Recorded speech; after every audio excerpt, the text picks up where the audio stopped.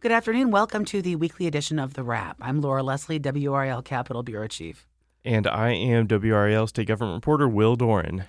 And it is, we're end of the first week of June, first full week of June, and things are getting busy at the legislature, obviously, but everybody taking a little bit of a break this weekend for the NCGOP convention, which is out in the Triad. We know that Jason Simmons, the current chair, is going to be running against challenger Brooke McGowan. What do we know about that race?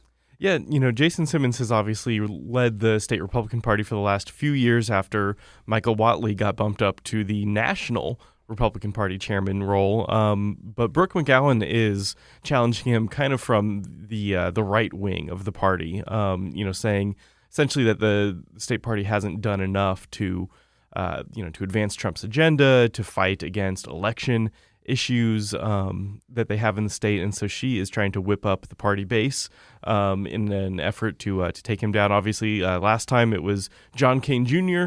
who was filling that role as kind of the agitator coming at Simmons from the right. Simmons won that race.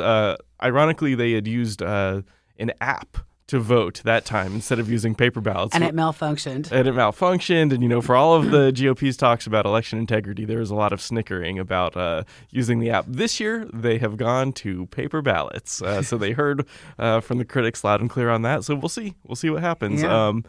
But that's expected to be a pretty feisty time as always. I've covered those conventions a few years in a row now, and there's always a lot of good intra-party debate on what the direction of the party should be, especially heading into a midterm that could be a little bit dicey for the GOP, just by virtue of having the White House. Historically, that party typically underperforms in midterms. And, of course, one person who will be up for that midterm election is Thom Tillis, our senator from North Carolina, that's senior senator now, which is funny to say, isn't it? Yeah. So he has already got a challenger, I guess. And so we're wondering whether he's going to see a censure resolution.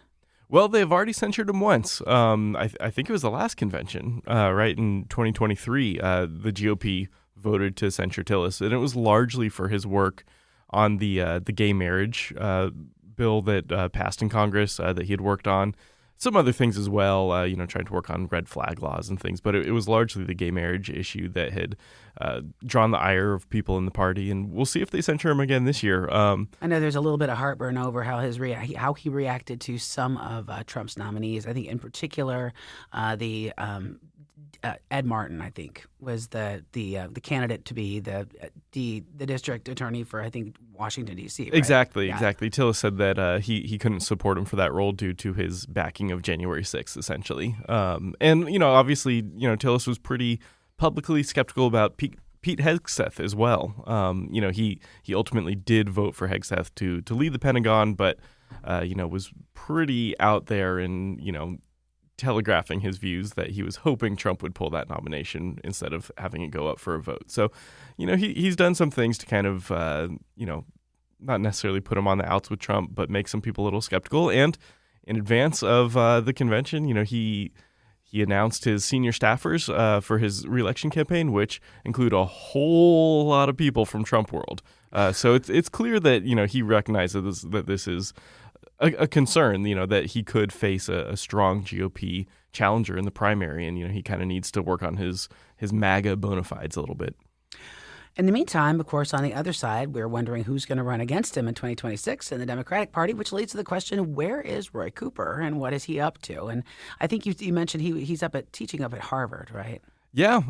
Cooper, after leaving the governorship, got a job teaching some courses at Harvard, and he's been back and forth between North Carolina and Massachusetts, and a lot of people wondering when he's going to say one way or another if he's running. Obviously Wiley Nickel, former U.S. congressman, former state senator, has announced that he is going to be running for Senate. He's his campaign's already up and running, but Cooper was kind of the big name, obviously, that people were waiting to see. Okay, will he announce? Won't he? And he didn't say no, but he didn't say no, yes. But he hasn't said yes. So I think a lot of people in the Democratic Party are just kind of waiting to see what he does before making up their minds on this race. And time's starting to grow short at this point, right? We're a year, not less than a year and a half out. Yeah. So it's like a time to, Make your decision. So the Democrats, of course, are already out in rural North Carolina trying to lay the groundwork for this. This is something that the chair, Anderson Cooper, has been, Anderson Clayton, not Anderson Cooper. Anderson Clayton has been fairly outspoken about in terms of trying to get more rural voters, tuned into Democratic ideas. So they're out there trying to lay the groundwork, and they're talking about Tillis and the Medicaid cuts. Yeah, they clearly think that that's going to be the winning message in the primaries, is talking about, not just the DOGE cuts that Trump has already put into place for a lot of government agencies, but the even broader cuts that Trump is pushing Congress to make to Medicaid, Medicare, things like that. There's 2 million North Carolinians who get their insurance from the federal government. So, 1 in every 5 people. There's a lot of voters in both parties who rely on this, and they think that's going to be a winning issue for them, especially in rural places in the state where, the amount of uninsured people or people on Medicaid and Medicare is much higher than in the suburbs and the urban cities. That's also true of food aid, which I hadn't realized until this week, because another thing that Trump's budget bill would do is cut food aid funding. And a lot of that, I guess I think of food aid as mostly sort of something that's sort of, in the larger urban areas, but no, actually, it's very important on rural areas. So interesting to see how those cuts play. Yeah. Well, and meanwhile, Democrats are working on that message. Republicans have their own messaging. They're targeting U.S. Representative Don Davis, the Democrat from northeastern North Carolina, who's really the only competitive seat among our 14 U.S. House seats, and they think the winning message there is going to be immigration. I've seen just a deluge of messages from the NRCC attacking Davis over immigration, and he's one of the most conservative Democrats on immigration. There were several bills during the latter half of the Biden presidency when Republicans controlled the House, where they were putting up big immigration bills, even bills explicitly criticizing Kamala Harris, and Don Davis would be one of 2 or 3 or 5 Democrats voting for those bills. So he also, I think, recognizes that immigration is a winning message in his district, and is trying to set himself out as being pretty conservative. But Republicans are going to say he's not conservative enough, and that's going to be that message going into the primary. So we'll see if they can hold that seat or not. It's interesting to me because when I came here back in 2004, out east, we had Mike McIntyre. And he was a very similar character, right, in terms of trying to walk that line. Very conservative Democrat, and often voted against the bulk of his party, and managed to hold on for quite some time. He was a little closer to southern eastern North Carolina than northern. So, but it just surprises me that 20 years later, we're still having the same conversation about conservative Democrats trying to hold on to districts in eastern North Carolina. Anyway, all right. Well, it's about time for us to run to a break here. So if you can give us a moment, listen to this word from our sponsor, and come right back.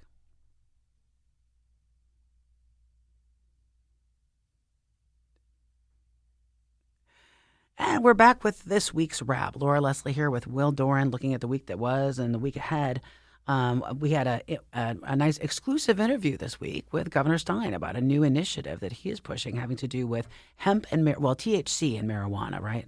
Yeah, Lena Tillett, one of our anchors here at WRAL, sat down with this exclusive interview with Governor Stein about his new marijuana advisory council. He is looking to push for at least a study on legalizing marijuana. Now, that's not something the governor can do on his own. He's going to need the legislature to sign off on that. So to that end, he appointed some pretty powerful Republicans to this council, John Bell, Bill Rabin, who are, 2 of the most powerful GOP leaders. I talked with Bell after this came out, this was announced, and asked him, well, is the legislature really going to go along with, this legalizing marijuana? I mean, y'all haven't even wanted to do medical marijuana yet. He said that'll probably be a pretty uphill battle. Another thing, that could take some massaging at the legislature is getting expunctions for people's criminal records for marijuana. Stein has said, particularly just, not people who were dealing marijuana, but people possession. who just had simple possession. Yeah.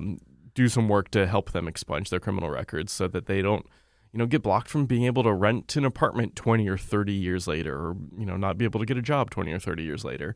Right, especially since it's been shown that those convictions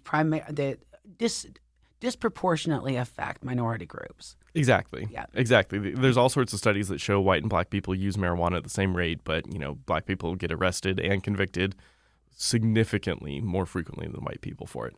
So, this was part of the the racial justice task force that Stein actually led 5 years ago when he was the attorney general, the Governor Cooper at the time set up after the Black Lives Matter marches in 2020. A lot of the recommendations from that task force have never been put into place, but Stein now is using his position as governor to try to push for a few of those, including the expunctions, potential legalization, potential decriminalization. All of that is probably a lot less likely to happen than we are to see, some kind of middle range reforms on hemp and CBD products. You see like Delta 8, Delta 9, and, other, CBD things just, in any grocery store, Sure. wine store, convenience store, anywhere in North Carolina. Yeah, and that was something that Bill Rabin talked a lot about when he was working on that medical marijuana bill last year, saying basically we have legalized marijuana in North Carolina because we haven't restricted THC content. Basically there's hemp everywhere and CBD everywhere, and a lot of those products will still get you high. Yeah, So- they say on the label that it's, below the threshold, but a lot of times that is just not true. Yeah. But the state doesn't really do anything to crack down on those companies, so they're just pushing the boundaries. So that could be something that the legislature takes a look at, in addition to more vaping rules and also cracking down on kratom, which was something that you covered this past week. It was, and it was interesting, talking about hemp and trying to limit the amount of THC, crack down on that. Last year, the kratom, last year, a bill that would have made kratom a controlled substance along with marijuana was folded into a bill that had all those hemp restrictions, and that bill died. It was too much fighting over those restrictions. I mean, there's a lot of strange bedfellows at play there. So, this year the kratom bill is not related to CBD, hemp, THC, any of that. It is just a flat out, but it's also not a flat out ban. It would actually it would limit its sale to people over 21. You would have to have a license to sell it. It would have to be tested and approved. So, it would be regulatory. It would not be a ban. There's a lot of people who want to see, there's one other thing about it. It would not allow synthetic kratom. And that apparently is a big deal because there's this stuff called 7-OH or 7-HO. It's like a synthetic, sort of like boosted up version of one of the things in kratom that's sort of psychoactive. And so it's being sold just as it is, but they call it kratom, right? It's not really, And so the idea that the bill sponsors have is, we don't want that stuff on the market because you never know how strong they can make that stuff, right? I mean, Right. And this is maybe the thing about kratom that makes it mildly addictive. So anyway, there's a lot of pushback there from folks who make those kind of synthetics, saying, they're just trying to box us out of the market. So Yeah, well, it's the same argument with weed and synthetic weed and all the CBD stuff. I mean, it does seem to be a push that has some bipartisan support to kind of just take all of this stuff and say, okay, we need to just limit this to people 21 and up. We need to have some sort of regulation. We'll figure out what it's going to be, but some sort of regulation to figure out like what's even in these things, that people are putting into their bodies. But right now, it's just kind of the Wild West out there. I think that was the term that Governor Stein used in the interview, just the wild, wild west. I was thinking a lot about that this week. It's like, how is it? I mean, like we were in Europe recently, and you go into like places there, and you don't find a whole bunch of these strange little things that you can buy that are they're dietary supplements, right? I mean, it's like a U.S. thing that we have this huge loophole, this nudge, nudge, wink, wink, that the FDA doesn't approve these. So just call it a dietary supplement, and you're like good to go, right? It's a fascinating loophole, but it's certainly proliferating. Let's just say in a lot of ways right now that a lot of people don't like. So speaking of proliferating, the bills are right now. This is we're not at the last week of the NCGA, but they're coming down to what they have said is going to be a break on June 30th. Yeah, it sounds like they're just so far apart on the budget that they're just kind of throwing up their hands, admitting defeat, saying, all right, let's just take some time off this summer, maybe the whole month of July, who knows yet, and just come back later and try to figure that out. So in the meantime, for the rest of June, they're trying to really, it seems, rush and get some horse trading done in preparation for these budget negotiations. Yeah, there's a lot of chips out there on the table to gather, I suppose. And, as you covered a committee meeting in which sort of Kyle Hall just kind of laid it on out there. Yeah, there was a huge bill. I mean, that could have, massive implications for people's electrical bills all over the state. Basically change how Duke Energy and, other utilities can charge people for, future construction of power plants, and just really changing the whole kind of landscape of your electrical bill. And it gets released to the public 10 minutes before the committee meeting starts. Lawmakers had seen it the night before, so they had at least a few hours to look at this. But, the general public... People who might want to say something about it. I don't know. Right. Had 10 minutes. And so some Democratic lawmakers objected to that and said, why are we voting on this thing if you only gave people 10 minutes to read dozens of pages of, highly technical legal changes? And he said, well, look, the Senate's not going to pass this. We need to just get to a conference committee. So we need to just basically rush this through to just set up that conference committee. It doesn't really matter what's in here. We're just going to get it done and transparency, schmansparency. Who cares? Well, actually, that was more transparent than a lot of things, because a lot of times they don't even say that. I suppose so. And also this week we had dual immigration bills going into the House and Senate. Speaker Hall wanted his bill moving in the Senate, and by golly, it did. And his bill is the one that would basically strengthen the law that we passed last year, right, to force sheriffs to work with ICE. Right. And what it does is it sets sort of a time frame for that. So basically saying the 2 days that you have to hold that person starts at the end of their sentence. Because I guess there has been the Mecklenburg sheriff, I guess, has been sort of not giving ICE a lot of heads up to do, basically not following what they say is the spirit of that law. So Hall's bill would change that. And then you've got Berger's immigration bill, which goes a lot further. Much more sweeping, yeah. Not only sheriffs would have to cooperate with ICE, but everybody, every law enforcement agency, every university and community college, every social services agencies. Right, every part of city or county government, state agencies. If ICE comes knocking at your door, you got to let them in, take whoever they want, and, work with them. And it'll put... Dave Bullock, the Republican state auditor, in charge of basically looking into all of the government and making sure that, people are cooperating as enthusiastically as they can with ICE. And that's what has a lot of people worried about this bill is, number one, it puts, social services agencies like public health clinics would have to check your citizenship status before they could serve you. Right. Right. I mean, that's not something that public health clinics do. It's called HIPAA. It's private, but and that's just one of the agencies that would have to start checking citizenship status before they could give you any services, which detractors of the bill say is going to slow services down for everybody because it's going to be more red tape that they have to go through. And then the other thing people are worried about is having Dave Bullock, the auditor, be the person who decides whether cities are sanctuary cities or not. Because if they are sanctuary cities, in his determination, they can be sued by private citizens if the private citizen is the victim of a crime that is committed by an illegal immigrant. Whether or not the city knew that the illegal immigrant was there or had any idea that the illegal immigrant was going to do a crime, right? So, and they're concerned. I think a lot of the larger cities are concerned, as they tend to be run by Democrats, that this is going to become sort of a political pogrom, on the behalf of the auditor's office, in sort of opening them up to additional lawsuits and possibly driving up their taxes. Yeah, well, and if it makes a lot more sense to sue the city of Raleigh than it does to sue, some little tiny city with 200 people. One of them has a whole lot more money that you could win in a lawsuit. Yep. So anyway, so that one is now through the House. Yeah, so it's gone back to the Senate. There were some changes made to it. Still need another vote there. I would think that'll probably happen this week.